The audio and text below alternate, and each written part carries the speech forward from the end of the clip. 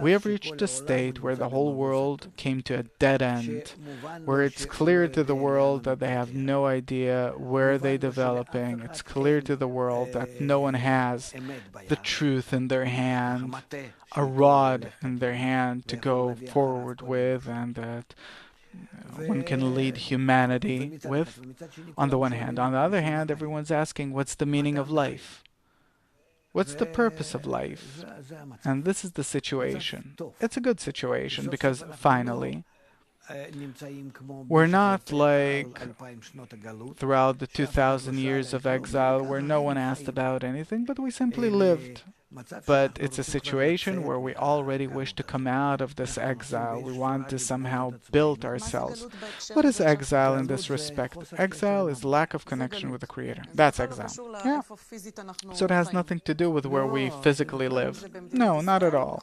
Whether it's in Israel or not. No. Exile is disconnection from the connection with the Creator. Yeah.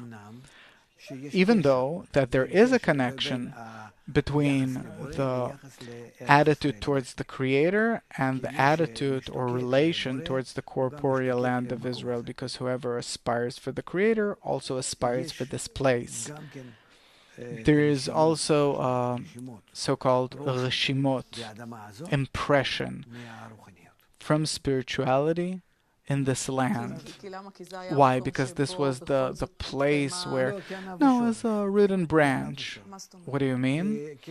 Against every spiritual root, there is the corporeal world, and against this place called the land of Israel, it's somehow connected by a subtle inner connection with a spiritual root, which actually, truly, this is a special place where in practice in our world has to happen the process of going back to the revelation of the Creator to His creatures.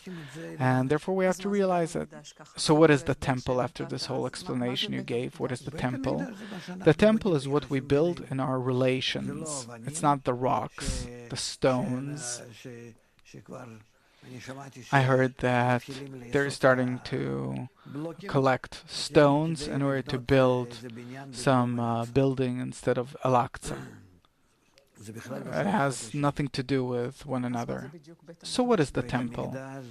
The temple is that we want only one thing in our hearts, to be in a connection of love between us.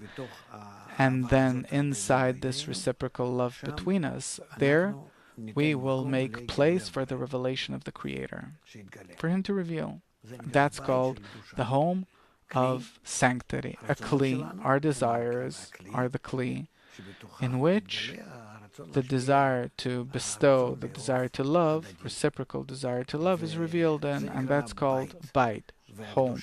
And the holiness is that the Creator, according to the equivalence of form, reveals this desire of ours.